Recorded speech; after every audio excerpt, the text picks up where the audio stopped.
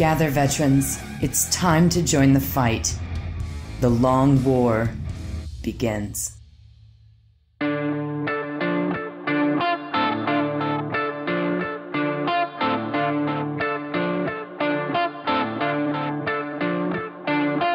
this is The Long War. I'm Robbie B, and joining me once again are my partners in crime, Kenny Boucher, Stephen Floor, and Jason Craze.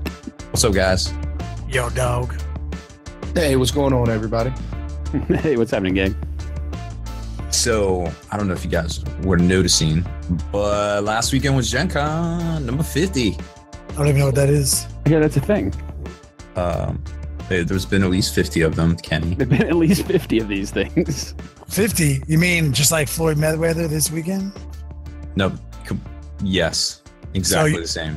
GenCon is a boxing match. They're probably both going to be sold out, or they will both be sold out. Fair point. There are lots of things in boxes at GenCon. Yeah. So they share that. You have to wait in long lines to get in. Long lines. Sweet. Same thing. Got it. Should have gone. Exactly the You same. could have maybe got an autograph. So you're saying is it Floyd Mayweather and Conor McGregor were at GenCon last week? That's literally what they said. I mean, I don't know why you're having a hard time with this. They boxed last weekend. We're going to get the results this weekend. I mean, it's simple math, my friends. I'm embarrassed. I didn't realize that before. Continue. That was the pregame. Literally the largest tabletop gaming convention on the planet.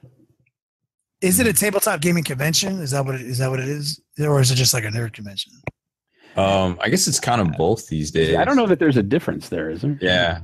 Is it filled with tournaments and stuff like that? Or there are, yeah. Yes.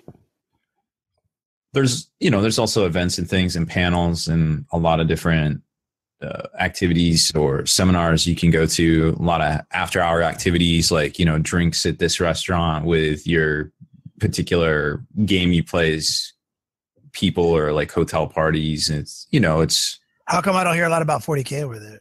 I was just getting ready to say, I was like, do you guys realize Kenny is not going to show this event in any respect if he asks, is there any 40K played there? No. Well, then it's not a tabletop. They've had now this year, supposedly they had a tournament, and I think Games Workshop had some support with it or something. Really? But traditionally they've had a hard time getting people to show up and actually play, like selling out the event because the space, I don't know the exact 100% reasoning across the board there, but they've had issues with the event in the past.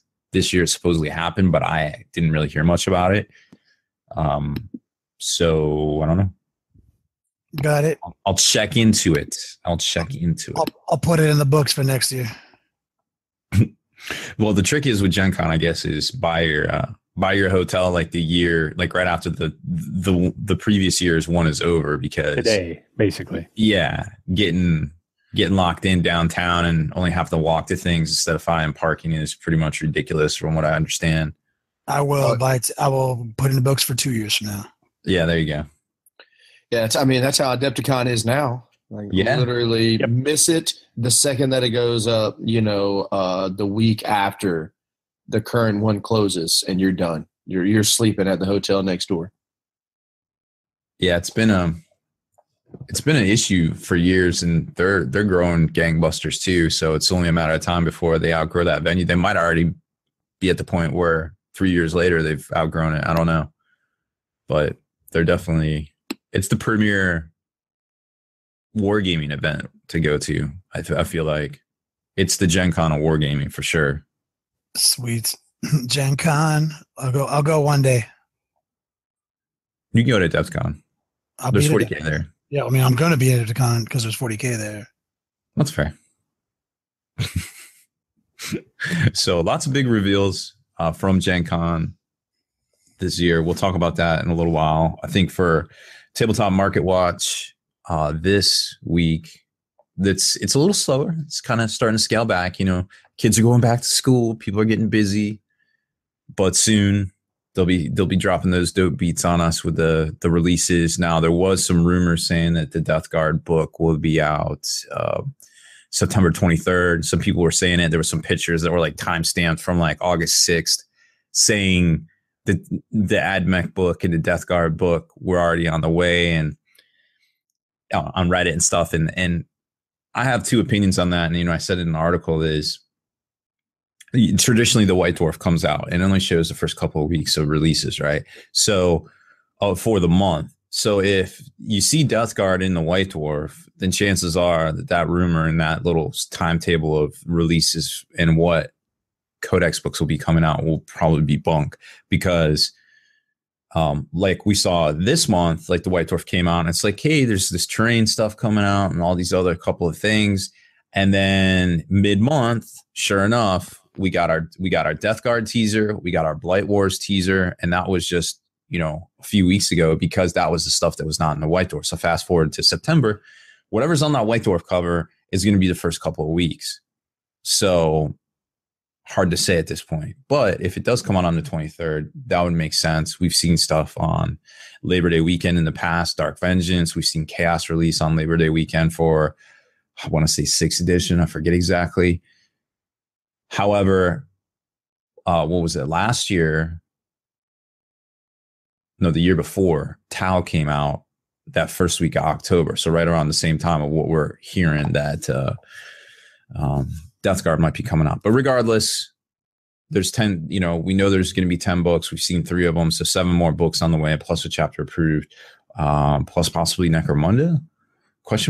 So lots of stuff on the way from G-Dub. But Tabletop Micro Watch this week, we've got the General's Handbook coming out, all those new ally bundles coming out as well for Age of Sigmar. Next week is the Blight Wars. And I know you guys have seen that crazy snail with the Plague Bearer on it with little Oh my God. I'm ready for that snail. So good. I think it's pretty fresh. Like, there's some crossover potential. It kind of looked like it was on a large cavalry base. What did you guys think? Man, that It has was a a snail. I have a feeling there's a guy that has a logo with a snail. So I like it because it has a snail. Yeah. Snail with crazy I'm ass. seeing the resemblance here. PF Also, snail. I love that Plague Bearer just pimp chilling on the throne. Right? He's just like got the hand on the knee. I'm digging it. He's like, this is not an efficient mode of travel. He'll go faster if we give him a bunch of legs. Yep. And then the legs in the back are itty bitty. He's like, this was poor design work by Grandfather Nurgle. No, I think it's pretty fresh. Now, that'll be next week's bigger release. And then kind of, we don't really know what's coming after that. We know there's some 40K. There might be some more Age of Sigmar sliding in. Come on. Like, I'll tell you what's coming out. FAQ 1.17. Then 1 week later, FAQ 1.18. Well, we might see some updates after that event around Labor Day. It's hard to say. Now, if you do the math on the Blight War box set, core box, or whatever they're calling it, it's $160 US. But when you break down all the squads and everything inside of it, kind of depending on what you value the 2 characters at, you're probably very close to around 280, 290 for $160. So you're looking at, Is that that's the new Age of Sigmar box? Yeah, that's the new Age of Sigmar box. So you're like, you said it's like 280 for 150 is what you said? Yeah, I mean, if you say you value both of those characters, the Lady Cast and the snail, at like $20 each or whatever, right? Because I think that's fair for a clan pack. Then you're talking around 283 ish. I might be a little off on the math, but if anything, it's higher. So, upper 200s for $160. It's roughly 40% discount off MSRP. Plus, we all know we can get discounts at our local game store, if we don't have one online or whatever our prerogative is.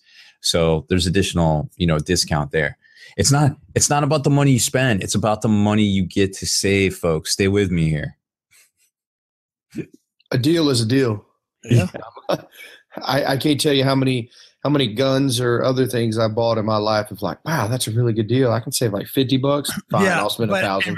In reality, what happened was you spent $1,000. Yeah, Look at the savings. You actually look at your bank account real quick and come back to me. How much money is in your bank account still? Yeah, my banking account is not screaming savings to me right now. No, I don't think you get it. It's math. So there's numbers involved, right?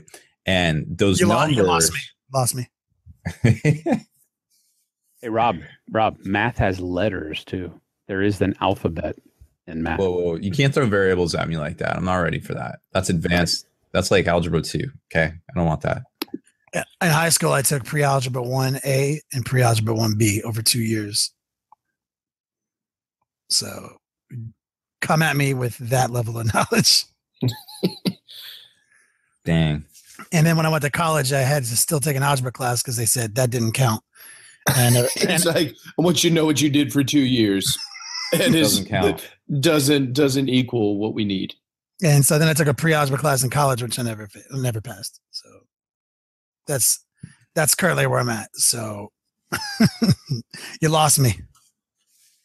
It's just a complex series of X's and O's. It's like going number 1 and number 2 at the same time. Well, that's just efficiency. That's I'm all in on that. And you want to get max efficiency while taking a shower. Wow. Oh. You want to talk about saving 20, 30 minutes. You want to talk about saving 40%? Booyah. Yeah. You'll save some liters per gallon or some gallons per flush or liters per flush, whatever they call it. I'm just efficient, bro. I'm just like, you know what I'm saying? Like, I feel like that's not true. I care about the environment. Yeah, I feel like that's not true.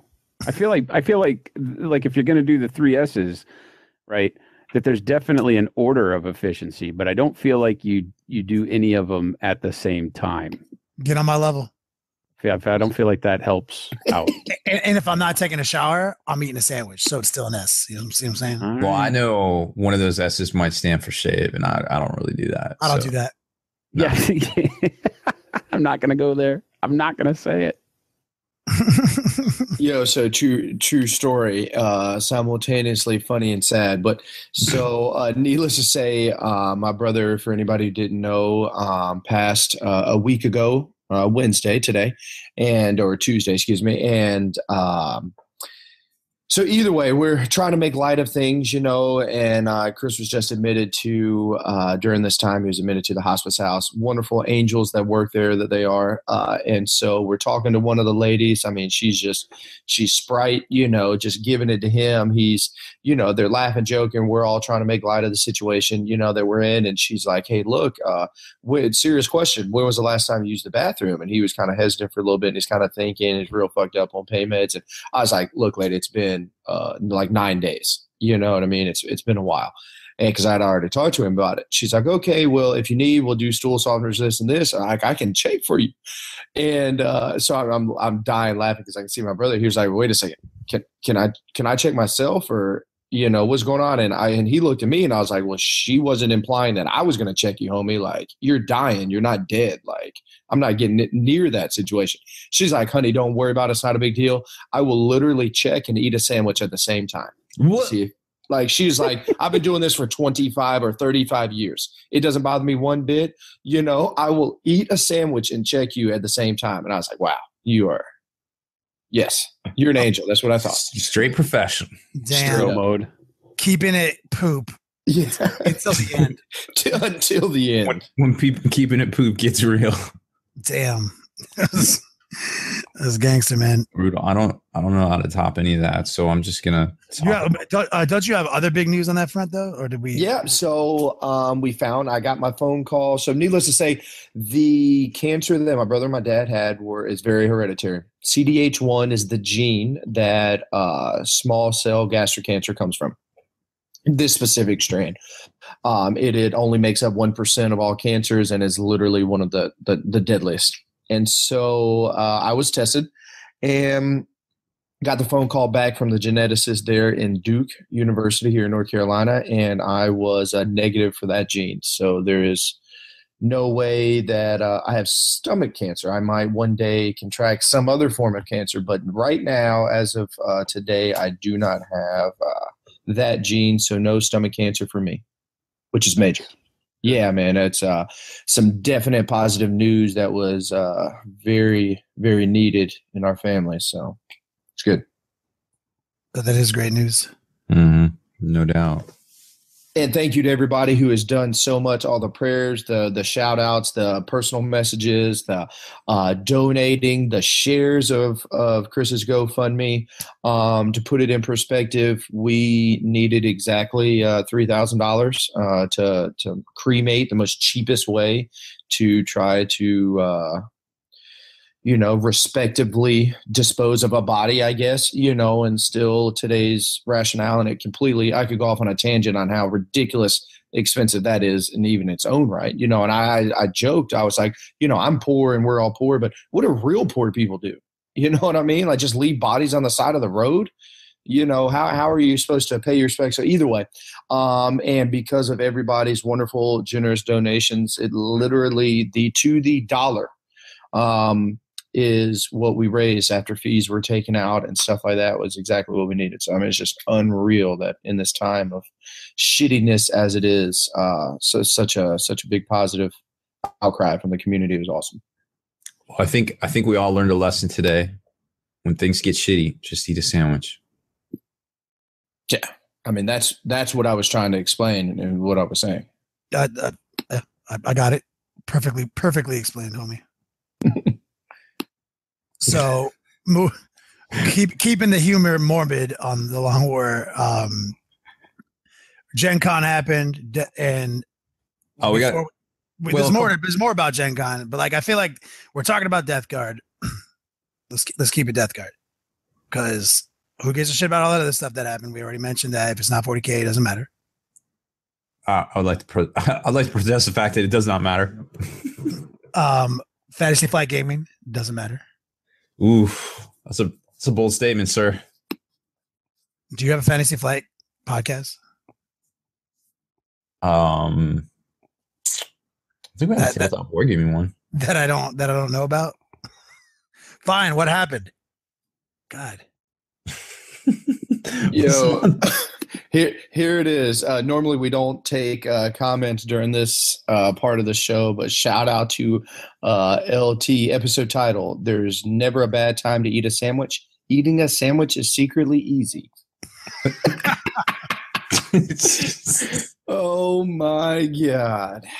Well, there it is. Thank you. All right, everybody, we're done. We've done exactly what we needed for this show. P.S. Go eat a sandwich. Now, there's some good releases still on the way for a lot of different things. Well, there's a Kickstarter coming out this week for the new, I think they're billing it the ultimate gaming table, an affordable table for home that looks good in your dining room or your living room, so your significant other won't get on your case about your stupid nerd stuff. There is the new faction for Rune Wars is coming out. The Latari Elves will be out. I think it's actually already out. It's a $60 box set. They're basically what else? They look pretty fresh. Those are coming out. There will be new X-Wing. Let's see, at some point in the next month to 2 months, there'll be the new expansion Hired Guns for Scum faction. Other releases. I think there's some paintbrushes coming out from some snail guy. Nah, never heard of them. You guys talk about. You guys have them.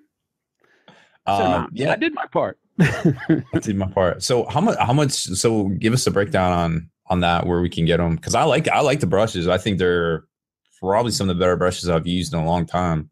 The set right now, we only offer them in the set. They're available at slowfusegaming.com. That's our web store.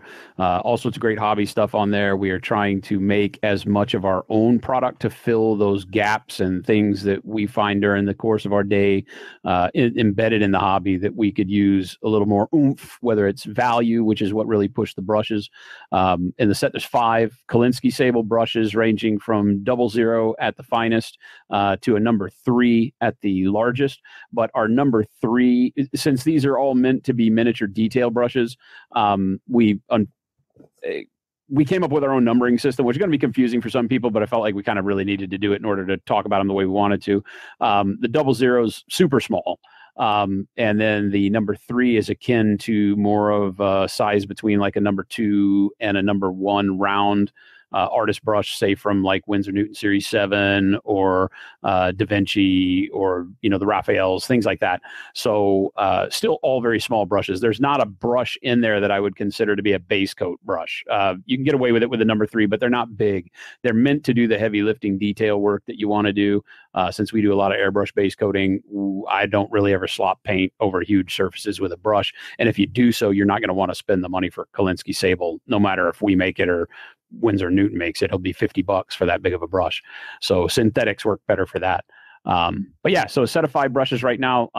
Lots of good feedback from our community on Twitch as far as like handle size, what people liked for various, hands and comfort and length and overall sizing of the brush in general. And so we put all that into effect in this generation 1 of the brush. We're getting tremendous feedback from novice all the way to experienced painters, pro painters, all the people that have got them in their hands. You guys included have really enjoyed them so far.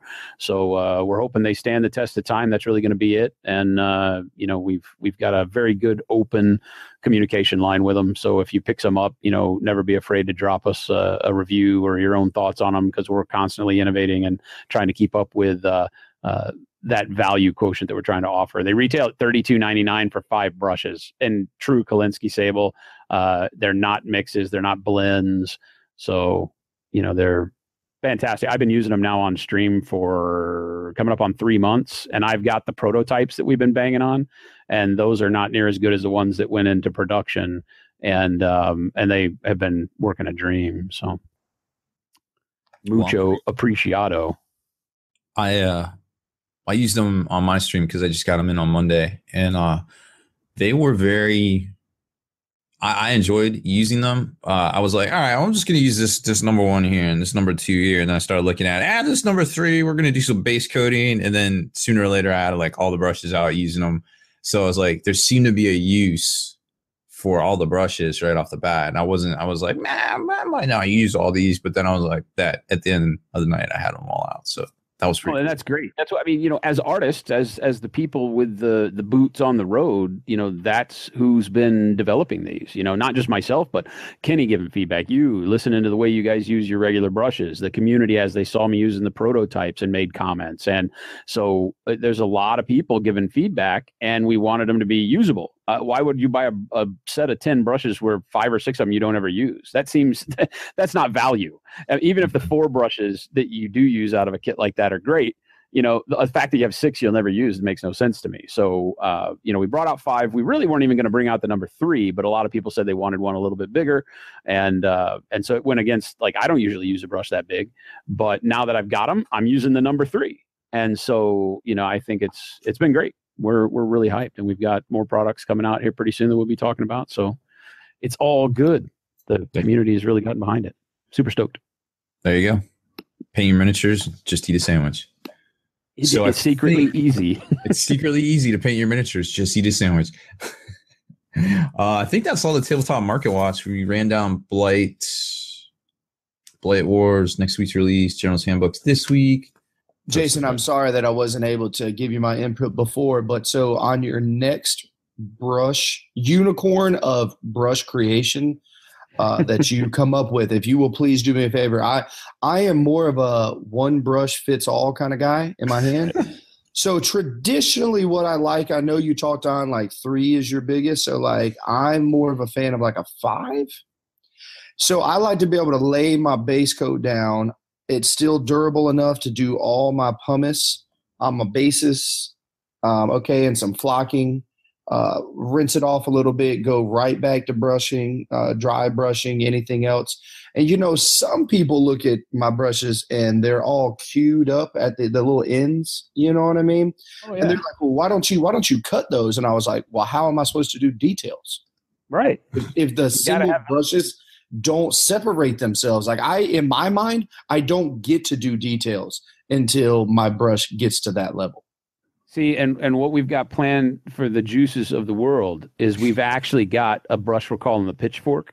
And I mean, seriously, we had you in mind on this one. It is a hybrid. It has Kolinsky sable, red sable, chinchilla butt hair. It's got some synthetics in there that are some of the best of the best, like deep Mongolian freaking synthetic fibers. And not only is it all of that, that alone would make it like the holy grail of brushes, just based on content. But what we've done is go beyond, and not only off of one shaft, you have more than just the one head. You actually have three different brush heads off of one all on one. That's unreal. I mean, when I said to myself, I need to have a one-on-one with Jason. We need to do this. I just knew that you were already thinking of me. I'm tuned in, brother. I am tuned in. I felt the waves coming across the planet. I mean, we're just on that same link. It works. It really works. Yep. So unicorn of brushes. That's what it's will be called. It's you will get one of these unicorns, and I missed it. The porta potty thing. The squatty potty. Squatty potty. Unicorn of brushes, and it comes with a squatty potty and a poopery, a spray bottle of poopery. So, oh man, I tell you what, we got all the bases covered, man. You can $1 million idea. Yep, efficiency is completely within our sphere of influence. That's good. Well, I'll tell you what. Since Kenny isn't here, we're going to talk about GenCon. We should talk about GenCon. So, Conor McGregor and Floyd Mayweather walked into a gaming convention just looking for a board game. No, so GenCon was this weekend. It was number 50, dun, dun, dun, from its humble beginnings back at Lake Geneva, back in the Gygax days. So that's pretty cool to see. Something in our hobby has been around for that long. Isn't it, though? I mean, that really is worth its weight in gold. 50 years, dude. I'm not even 50 years old. I know that might be hard to believe, but I'm not even as old as that freaking con. And it just keeps getting better. So, I can't think of anything I've done for 50 years. Kudos. And it's, it's quickly becoming a standout place for what FFG's, going to unveil and for the next year or so. But there was a lot of other companies there too, showcasing their stuff. Like I said, the Ultimate Gaming Table was there, showcasing their new affordable table. They're right around $500 to $700. I think their Kickstarter actually goes live on Thursday. Actually, a good looking table. Yeah, it is. It definitely is. And those guys have been around for a while, and a lot of different merchandising things from not just our hobby, but also kind of more mainstream stuff too. So it seems like they have the know-how and the channels to do everything that they're promising to do, which is good. And with the departure of what was it, Think Chic or Geek Chic or whatever it was that was making those other high-end wood tables, I guess they just folded or something earlier in the year. So there's kind of a niche for that kind of affordability, but also the volume kind of type deal. Because who doesn't want a table? But the impediment to most people getting a table for their house is their significant others like, what? Where are we going to put that? And then if you can like throw it in the living room or make it your dining room table, it's an easier sell. Obviously, getting your significant other and trying to get them involved in the hobby, is always a good idea as well to try to overcome certain hobby hurdles. But so there's that Fallout game, or the Fallout game had their unveiling there. It's kind of mixed opinion on the miniatures, unfortunately, but a lot more to come. They got plenty of time. I think they said they were rolling that out at the end of the year. Munchkin, in a time where everybody's going to an LCG format, Munchkin's reversing the script and going to a CCG, which is going to be cool. They're going to come out with boosters and stuff. So, I mean, Steve Jackson games, ridiculous. Like they always got the craziest ideas, but they always seem to work. So how crazy is it, right? I mean, it's just Munchkin's such a huge brand right now. It's awesome. The FFG had big unveils. They had the 4th edition of Twilight Imperium, the game that put them on the map, the game that founded the company. They've got L5R, Legend of Five Rings. They've just turned that over to LCG, completely sold out day one of that. So that's going on strong. They unveiled Star Wars Legions, which is going to be the tabletop version, slightly bigger scale, more heroic scale, supposedly than Imperial Assault. Yep, but also fully mil. Yeah. Excited about that, man. I got to admit, I'm excited. Yeah, I mean, they got it going on. I like the previews of how the rules work. Like there's an orders phase. There's kind of like a random activation out of a bag kind of phase. type deal. There's upgrade cards, there's vehicles, there's dopeness, there's so much room for expansion. Seeing the way the sculpts are from Rune Wars now, the stuff that came out initially was definitely interesting to hobby on. You know, it wasn't that multi-part plastic that we're used to, that, you know, we're kind of spoiled with Games Workshop. It was something else. And, you know, there is a hobby factor to it, and it paints up fine. Like, it's great. It's just not as detailed because they're putting it out and they're trying to keep up with their supply chain. But the newest stuff, the newest expansions for Rune Wars and the Latari Elves look fantastic. Like, the sculpts are way better. I don't know what they've done, but they've already outdone themselves from their first waves as far as Rune Wars goes. It's a fun game. It's an exciting game. If you enjoy X-Wing, you enjoy Warhammer Fantasy combat from back in the day, you know, the big wheeling and maneuvering, you will enjoy Rune Wars. Get a demo. Do yourself a favor. It's pretty dope. That being said, was there anything else that came out of there that we might not have covered? So much. I mean, there's so much stuff. I say, with a convention that big, we'll be hearing about all the new stuff for at least another 3-4 months.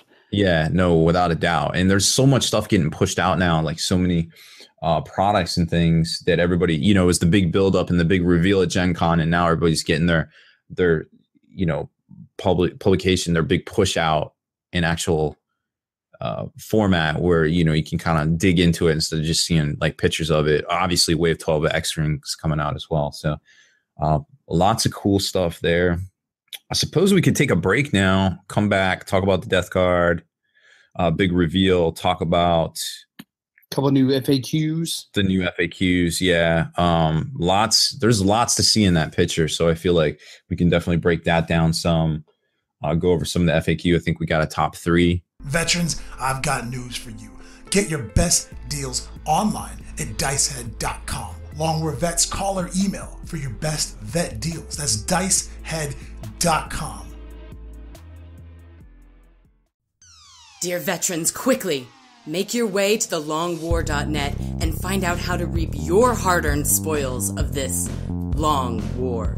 For our allies at secretweaponsminiatures.com have rewarded us all with an extra 10% discount on all Secret Weapon Miniatures merchandise. So stock up, dear veterans, and enjoy. elricshobbies.com is your exclusive portal to upgrading your hobby. When you sign up at thelongwar.net, you gain an instant promotional discount good for 10% off at Elric's Hobbies. elricshobbies.com. And we're back. Kenny has mysteriously appeared again, so now we can talk about Death Guard. The Warp. I felt like you guys could talk about Death Guard with or without me. That's not true. I was ready, homie. Juice, take it away. Death Guard. Literally, there was this guy, and then at one point in time in his life, he needed a sandwich and a shit. He grew wings to fly to the shitter. Still hasn't figured out the sandwich. Yep. Literally, Mortarion has arrived. There it is. Summed him up. Yeah. Expert analysis from Juice. There it is. So we got a good picture of Mortarion now, right? Now we can see what he looks like. Better colors, better paint analysis. He definitely fits in with the rest of the models around him, I feel like. Yeah, he looks a lot better than our haterade that we downloaded on him. We cast a lot of shade on him when we first saw him. That picture was oversaturated for sure. It was hard to get a good read on it. Haspel called it. The angle was kind of off. It was not the right angle to photograph him at. You couldn't even really see his face, and I still have issues with that. I'm really hoping that the kit has a head swap that he's got his face. Because I love all the cool gear that people have, you know, helmets and all sorts of add-ons and skull faces and cool shit. But man, with these Primarchs, I also want to see their faces. You know, like it's comic book, man. Like, so I'm happier than I was before. I'm not 100% happy about Mortarion still, but I'm gonna buy him. I'm gonna love him. I'm gonna cradle him in my arms. You know, I'll make him a sandwich, like, because I know he struggles with that still. It's hard to make sandwiches when you're carrying a gun and a big scythe. Yeah, he won't put them down. No. But speaking of guns and scythes and other cool Death Guard models, we also got to see what we all believe to be typhus. I don't see how that isn't typhus. It's literally his head. And he's got the dope scythe that he had before. And he's got the symbol. I don't know. I can't. Typhus has his own symbol. Yeah, didn't he have that on that little winged?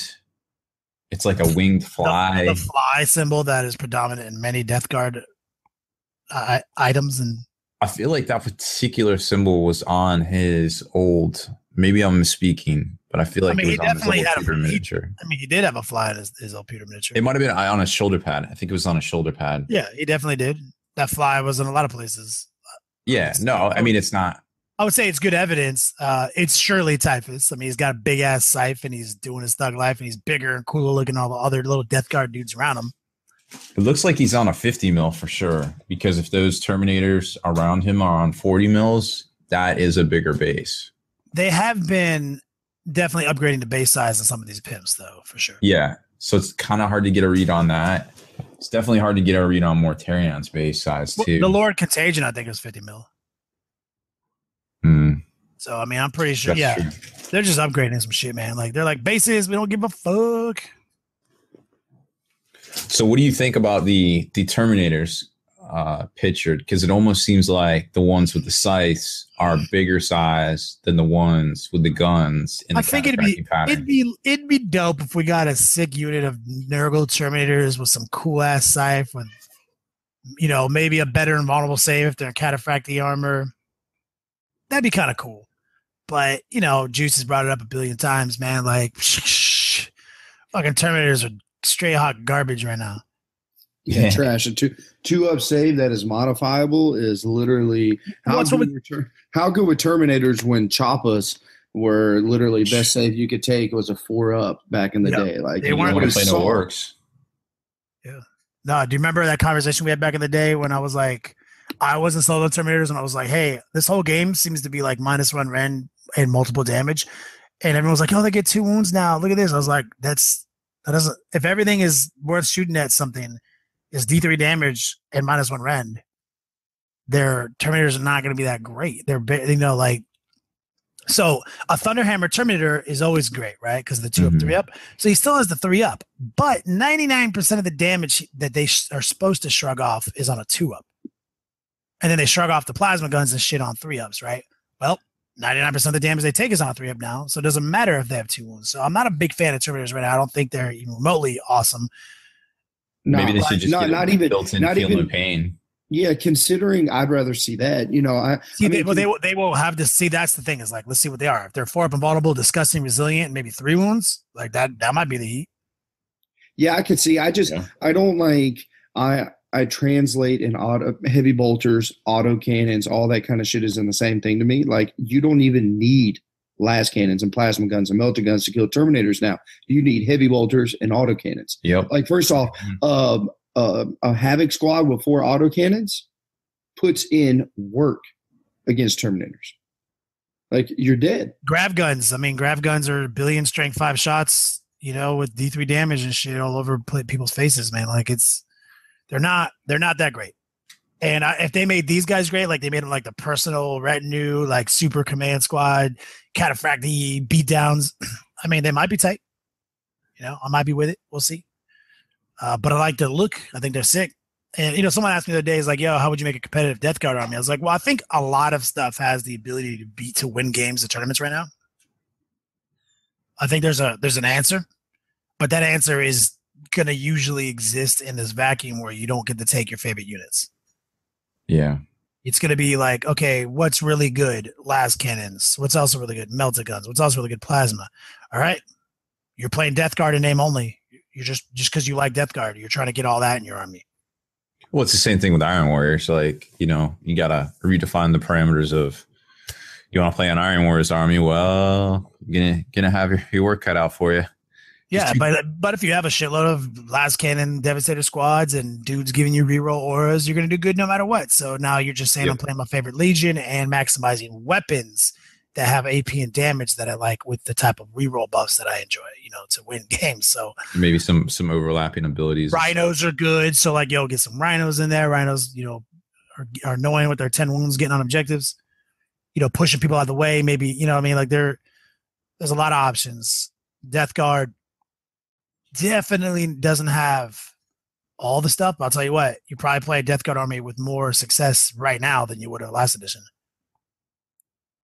Yeah. Oh no, without a doubt. Yeah, truth on that. And I'm actually loving what they're doing for kind of all the different legions where they're at. So I can't wait to see what this is. I can only imagine that Terminators are going to see some mad love considering, what is it? The new Chaos, World Eaters now are Berserkers or troop choices. I can see where Death Guard is definitely gonna pick up some cool flair also. Yeah, that's definitely the trend because that's, in our FAQ segment, we'll talk about that. But that's definitely something that sort of needs to happen for more than one reason. Because if you're trying to unlock these cults, you're trying to unlock these battalions, you can't have them not be troops. Mm-hmm. True story. And that's kind of the big issue right there. So, Death Guard looking fresh, models on point. Nurgle's always a crowd favorite. It's definitely my favorite, my personal favorite. But I'm playing Tzeentch right now because I love all chaos. I'm a chaos player first and foremost, and I like winning games too. You know what I'm saying? So Death Guard came out with their rules in their index, and they don't get to take Eldrick. So I was like, in the Legion. So unless they make some changes, I'm like, my favorite models, like I don't even get to play if I play Death Guard. So guess who's not playing Death Guard right now? Yep, it's definitely one of those things.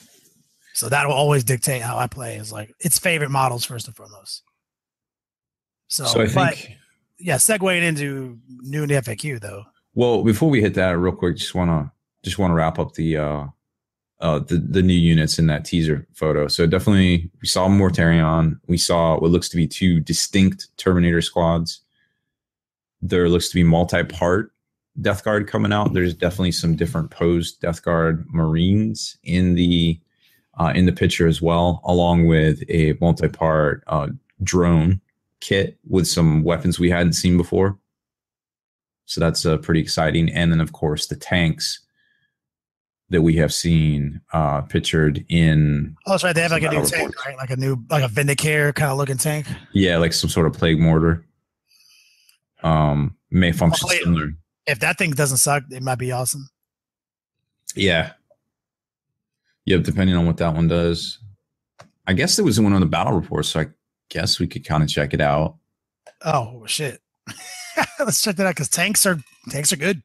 Yeah. Now that I think of it. Tanks definitely put a throw a monkey wrench in the cogs of a lot of people's game plans right now. Mm-hmm. It's not like the old days. Like a bunch of tanks can definitely slow roll you. Yep. Yeah, they definitely do work, and they're so much more durable. Unreal. Oh yeah, man! Like my buddy, I was playing this game yesterday, and I was definitely winning. He was like, "Damn, I just lost this game." I was like, "You still have 4 rhinos left, bro. Or 5 rhinos left, or 5 razorbacks left." I was like, "Dog, that's like 50 wounds of toughness 6 armor." Like that at this point in the game, like I'm not gonna get through them all. You know what I'm saying? Like, yeah, you basically can drive around, uncontested for the most part. It is unreal what parking lots, if you don't bring the right weapons, right? So like we talk about this is so conversely when we're talking about the Terminators with a 2-up save, being able to just get pissed on basically by heavy bolter fire and autocannons. That is not the case when it comes to a high toughness 3-up save, 10 to 15 wound tanks. And we're not in the same realm. The durability on them is through the roof. Like if you don't have weapons for those vehicles, bro, it's not a good day for you. Like I will tell you this, I'm also looking at stuff like people like, oh, my lasgun is going to die to las guns because blah blah blah, or excuse me, my Land Raider is going to die to las guns because everybody can wound everybody now. That's fucking not the case. I have shot hundreds upon hundreds in turns now with test playing las guns, and strength 3, strength 4 weapons just don't have enough volume. I don't even care if you're in the hundreds, to take down vehicles. You truly have to be tailored. like you can definitely plink a few wounds off on a rhino here and there, but like they're great tar pit units. They Razorbacks are really good now. Like I said, Predator. Somebody in chat mentioned Predators. It's like, yo, Predators is a really good vehicle, man. Mm-hmm. Like a Predator Annihilator, man. 4 last cannon shots, toughness 7, 12 wounds. Yeah, it's a good tank. That's a stat line, bro. Like that is, we compare everything to Demon Princes. That's better than a Demon Prince stat line. Yeah, that's a difficult thing to mess with. Right. So, I mean, that's what I was telling my buddy in the Beats Lab about it. And I was like, I mean, if I was gonna make a Death Guard army, I mean, I'd probably have 3 Predators minimum. It's maybe more. We'll see. Like I get some real good, solid stuff in the backfield, and maybe a bunch of dudes and rhinos coming around the table. I don't know, but you're definitely gonna be playing to what's a good weapon and what does good damage more than anything. Yep, for sure. All right. Well, let's talk about some FAQ. We got a top 3 here. For the new Grey Knights and of course Chaos. Now we had a great battle report. I feel like there wasn't any bubble wraps involved in this one, but a whole bunch of Grandmaster Dread Knights taking on Abaddon and Brass Scorpion was pretty fun to watch. Yeah, I think it's on YouTube right now. We showcase some of the new Chaos love, some of the new Grey Knight love, and just to show, just basically, hey, look, there's some powerful shit in Grey Knights right now. Yeah. No, it was a good battle report. It was fun to record. But both armies are powerful in their own ways, of course. So I think when they put out an FAQ and they turn, like you touched on this earlier, they turned some of the cult troops, for Berserkers and of course Emperor's Children, Noise Marines, to troops instead of elites. If their battlefield role is World Eaters, if Berserker Horde, the battlefield role of World Eater Khorne Berserkers is elites, and the battlefield role of Emperor's Children, Noise Marines, is troops. So both instead of elites. So if you're taking, that Legion, then you get them as troops, which is cool to see. Well, yeah, so you take a Chaos Space Marine detachment. Yep. And that's your Legion. Now they're troops, which is huge. Like I said, the main thing there is now you're unlocking a battalion with your favorite units. And it gives you flexibility for any tournament that might be a little restrictive, where they might not allow a particular detachment that you had to take multiple numbers of these things, like the Vanguard detachment or whatever it is. Now you can, you're back to that wheelhouse of the solid, 3 or 4 detachments that are probably always going to be allowed in formats. Yeah. I mean, this is historical, right? That's been kind of a rule for a long time. Like, if you take the Lord and he's the Tzeentch, you get the Tzeentch dudes as troops. Like, and it was crazy that wasn't in there. Some version of that wasn't in there. So GW, good job. Bring us what we want, because that was making a lot of Chaos people who aren't playing Brimstone Horrors and Magnus. They're making a lot of people sad and wanting to play Brimstone Horrors and Magnus. Yep. And chat's saying too they're outstacked because they're troops, which we already, yes, that is true. And then for more than one reason, chapter proof said all troops are going to be outstacked, so that's huge. And those Legion Chaos Space Marine detachments, they also say troops inside these attachments are outstacked. And these are 2 different rules, because the chapter proof one is for match play, and the one in the Chaos Space Marine book is period. So even in the Beats Lab, if you're not using the chapter proof updates, you still objective secure. Yep. Next up is in our top 3 FAQs for Legion traits. They added Demon Prince to Infantry Bikers and Halberd for Chaos Space Marines. Now your Demon Prince, you're getting a little buff from Legion, whatever Legion you select as well. That's a big deal, man. Like they get, I mean, some of those things are like Alpha Legion, where it's like -1 to hit if you're like more than 12 inches away or something. Mm-hmm. Demon Princes have definitely been getting mad love with these FAQs. Lowering their wounds, so now they're characters that can't be targeted. Well, there's two Demon Princes. There's the Hereticus Demon Princes, and there's the Demon Princes from the Codex, from the Demon side of the Index. And for some crazy reason, the ones on the Demon side had more than 10 wounds. And the ones on the Hereticus side had the 8 wounds. So it was weird. Right out the gate, that was weird, right? You're like, somebody didn't. Somebody wasn't lining up. And so they're almost identical. right? 'Cause one has the Hereticus keyword, one doesn't. So Hereticus keyword guys have access to Hereticus powers, and it can take the Hereticus buffs like Warp Time. The ones from the Demon Codex can't. But there is another buff in the Demon Codex. They do get the God power buff. So you would get the 4 vulnerable if you were Tzeentch, disgusting, resilient, all that stuff that you get out of the Demon book. But the big deal, one of the things I think was interesting is the Khorne Demon Prince gets no love in the Hereticus in the Chaos Space Marine side. He's literally the same points, doesn't get psychic powers. Mm. The one in the Demon Codex is Demon, it's Khorne, so he gets the +1 strength for free. He also gets +1 attack because he's not a psyker. So that dude is literally just stock strength 8. Stock with, if he has double talons, 8 attacks. Wow. So that's kind of clutch because that's 8 attacks that hit on 2s, reroll them 1s, and scoop people up on 2s usually. So like I was like, wow. So that was a big deal though, because these dudes never got, like they got targeted, right? So they fixed that with the FAQ. And now these guys don't matter again. And we're back to the Hereticus side where now you get some of these brand new awesome Legion buffs where you were just like, yo, I don't get this. Like I said, Alpha Legion is a big one for me. Like I love the Alpha Legion stratagems. I love the Alpha Legion traits. And it's great to see that Demon Princess get to take advantage of that now. Yeah, I think it's an important precedent. So that maybe in the future, traits, chapter traits, Legion traits could be expanded. The roles could be expanded a bit, in future publications, chapter approved. There is a page in the new General's Handbook 2017 that literally took a war scroll from a battle tome and replaced it, put it in there. And this is the new version of this war scroll. We've changed it because of player input.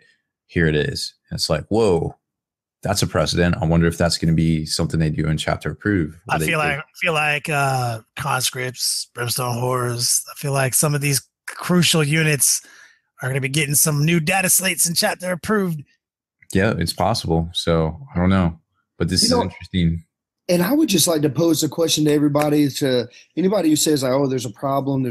Like, in my opinion, biased or unbiased, I don't know, but like a 3-point model should not have a 4 vulnerable. I think that's all pretty easy, right? But like 3-point models belong in the game. If not, there's no justification for a guy in Space Marine armor. How many points is that guy? If he is 12 and he has a 3-up save at toughness 4, then what is a toughness 3 model with a 6-up save or a 5-up save? Well, how many points should that be? No, we talked about it. The mistake in the first GW FAQ. So the GW sometimes, this is what I talked about, the order of operations. Like wait till a tournament happens, then compile all the data. So they felt like the 2 things that were most wrong with the Brimstone Horrors was the smite, which is not even a factor, doesn't even factor in. Not even a fucking blink of an eye factor doesn't even factor in. It's 1d6. You got to roll a 5 or better to do your smite. Right? And they were like, oh, we're going to make it so only pink horrors do that. Like, okay. And then we're going to raise the points of a Brimstone Horror by 1 point. Okay. So what? I'm going to find a way to take exactly as many as I want to still, because they still have a 4 vulnerable. That's why I want them. So I honestly think they just keep them 2 points, get rid of the smite if that's the route you want to take, and remove ethereal form. That would have been the fix. Oh yeah, that'd be an easy fix. What is ethereal form? Is that the reroll? That's the special. That's what gives them the invulnerable save of +1. That's what gives them the special Tzeentch thing. They have that. Normally they have a 5, right? All demons have a 5, and most things with Tzeentch have ethereal form, which is the Tzeentch thing. So you just say, hey, when Brimstone Horde doesn't have it, he's a little bitch. So that way, all of a sudden, people want to take blue horrors. And blue horrors are a totally different point category and do different things. And pink horrors got a lower point cost. Now people want those again. So I feel like that was, that was a mistake. So I feel like all this information is going to come in. GW is going to sift through it. And then chapter approved drops. I feel like Brimstone Horrors are going to get a new data slate where they're not going to have a feral form. Dang, how awkward is that? I'm literally just down for them to have just been everybody keep the same point cost, whatever. Literally, the tier needs to start at a pink is a 4-up, a blue is a 5-up, and a brimstone is a 6-up invulnerable save. I would still take 120 of them at a 6-up and vulnerable. People are taking a ridiculous amount of conscripts at 3 points a model that, don't get saves to stuff that have modifiers, to their save. And the reason that conscripts need a buff, and this is where GW need a point remix, is where GW doesn't always look at the combos. That's the problem with the playtesting, right? So there was no real playtesting happening. So now people like Juice and other people playing Astra Militarum are doing the playtesting. So on the surface, a conscript looks fine. A lot like a Chaos Cultist. Chaos Cultist took a point. They were 5 points. They went down to 4. So it looks a lot like a Chaos Cultist, right? Improvised armor. Chaos Cultist is a 6 save. He's garbage. He has a gun that hits on 4s, that's strength 3. Looking real similar, right? Leadership 7. Looking real similar. But that's it. Like offensive wise, that's basically it. Where that's how GW looked at conscripts. So like, yo, this is the offense, this is the defense, this is the points. Then some gangsters get their hands on it. They're like, this plus this, sprinkle a little of this on, never hold me in combat. It's the best tar pit unit in the game, and 400 shots. Yeah, so that's the difference is where, first off, a conscript is a third of that stat line, like hitting on 5s, leadership 5, like real trash, like, right? But at the end of the day, cultists don't have access to company commanders, which give orders. In my opinion, I think the chart of orders that they can issue are 6 strong, maybe 7, I can't remember, but they are better than psychic abilities right now. All day, every day, they auto pass. Yeah, and they're doing like game-changing shit, like move in additional time. Like they're giving everybody's hyped, including me, about like the Swarm Lord giving in a unit an entire new move, an entire new action, like whatever, slingshotting them forward. Run is exactly the same concept. First rank, second rank, fire. It's like warp time.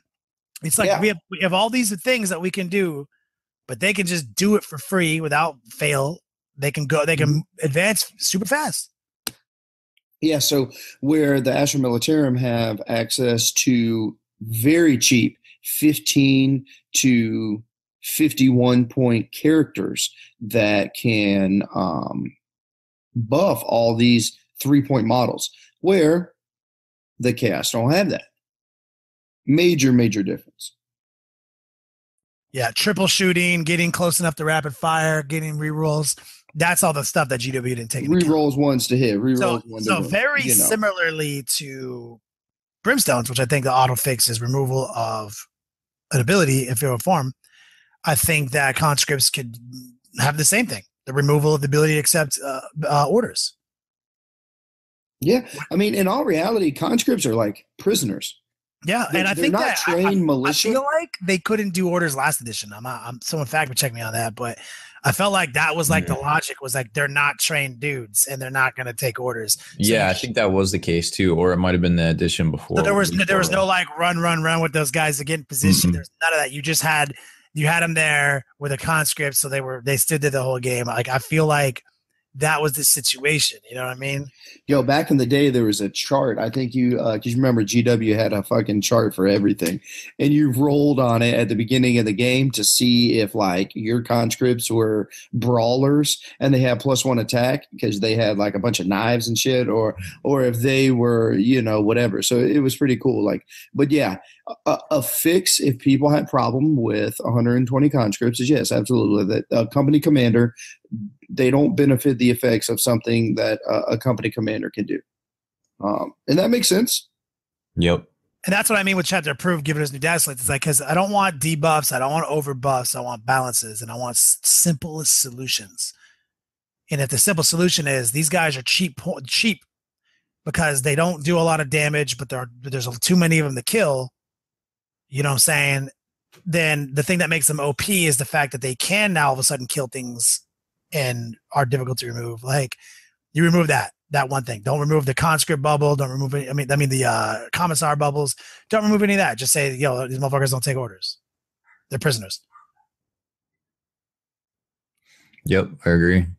So I think the other change to talk about, literally the other change, was that they're kind of bringing back the kind of reining in the availability of 2-up saves. Although I guess technically we figured out a way to do it. Both the Weaver of Fates rule has been changed to read it could never be improved beyond a maximum of 3-up, and same with Sanctuary.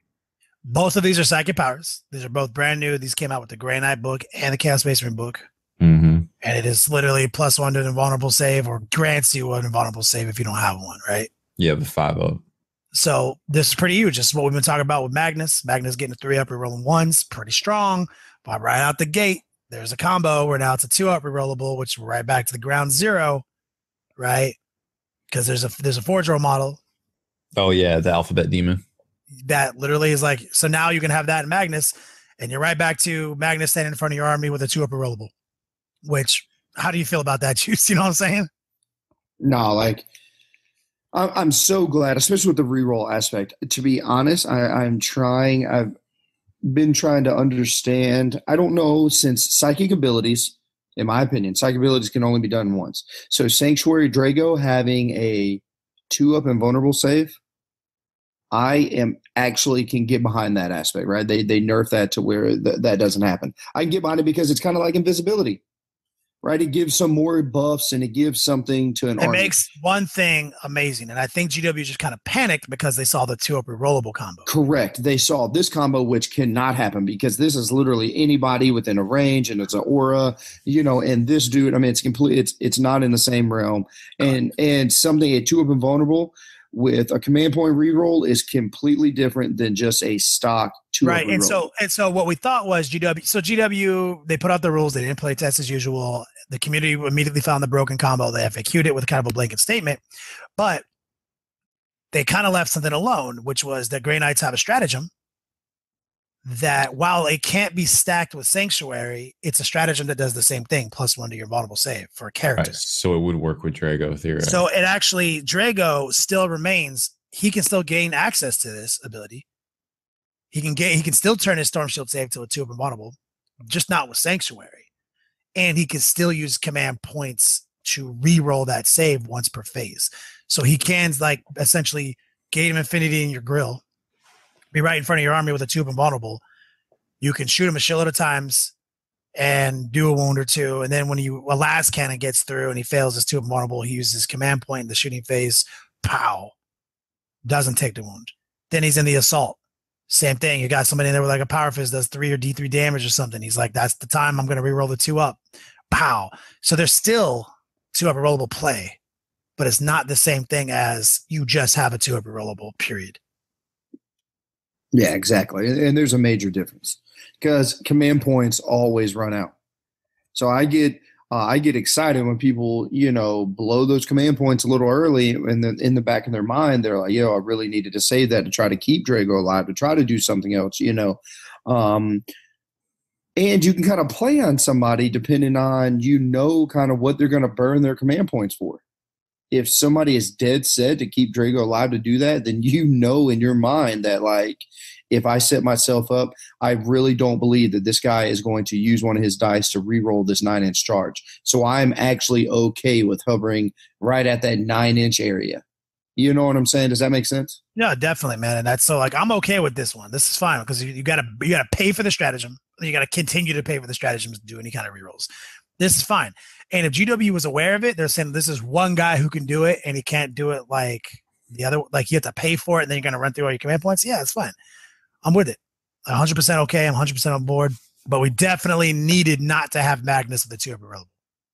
Yeah. Magnus is already hard enough to deal with. He's already an amazing dude. He does exactly what he needs to be doing as a Primarch in this game. But if he had a 2-up rerollable, it's like, why are we even fighting this great crusade against chaos and trying to save mankind? Like, Magnus and this one guy shows up, we're fucked. Game over. Yeah, so it's a good precedent that they're setting, but you can still kind of do it with Drago and use your dice per phase. But it's whatever. It's good to see that they're cognizant of some issues, but still fumble and struggle a little bit with some other issues. But we'll get there. The game is still technically in its infancy. So. Hey, somebody did talk about it, like, but that combo is like 11, 15 points, and I'm like, okay, so divide the rest of your points by Brimstone Horrors. So you still have hundreds of pink horrors. Brimstone horrors. You know what I mean? Like that's the issue. That's why, there's a reason why we brought up Brimstones, because they're going to need a new data slate. I use only 30 of them on my list. And it's already like hard for people to deal with a changeling near them. Yeah, it doesn't even, like, for anybody trying to figure out what it means. It doesn't matter what your tough. Now, if they were toughness 2, this would make me happy, because now math is a little better, because now stuff is wounding you on 2s, but it's not. Your toughness 3. The vast majority of things are wounding you on 3s, which is not that great. No, 3s with a -1 to hit with a 4 up invulnerable, re-rolling 1s in a game where preferred enemies and full re-rolls and everything else are okay to find. They're not as hard, but they're still not everywhere. It is very damn near almost impossible to be able to kill most armies, to be able to kill more than 30 brimstones in a turn, and that's full max power capabilities. I think I just did the math. So you can take Magnus, you can take the Forge World Tzeentch Greater Demon, you can take the Changeling, and 261 horrors. Yeah, it's game. So it's the same, and it's so ridiculous, right? Like, so GW on your game, don't let us have 2 rollables. We will use them. We can't be trusted with rules like that. We have proven that for years now. Amen to that. Well, I think we pretty much covered it all tonight. Yes, sir. Haspel, take us out. Too soon, bro. All right. Well, we talked about it earlier. There's some great content over on thelongwar.net. So head on over there for exclusive content, early access videos, and more. Become a veteran of the Long War today.